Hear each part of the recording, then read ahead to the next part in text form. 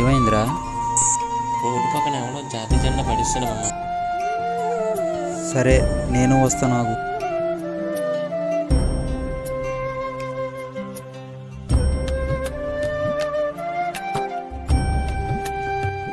అరే మామ, నిన్నే జెండా పండుగ అయిపోయింది కదరా, ఇంకెందుకు రాది, పక్కన పడేరా.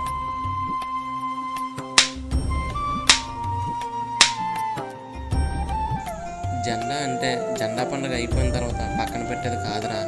దాని వెనకాతల ఎంతోమంది స్వాతంత్ర సమరయోధుల ప్రాణత్యాగం ఉంది. సారీ మామ, ఇంకెప్పుడు ఇలా చేయను. ఆ జెండా ఇలాగే ప్లీజ్ ఫ్రెండ్స్, మన జాతీయ జెండాని ఎక్కడ పెడితే అక్కడ పడేయకండి. దానికంటూ రెస్పెక్ట్ ఉంది.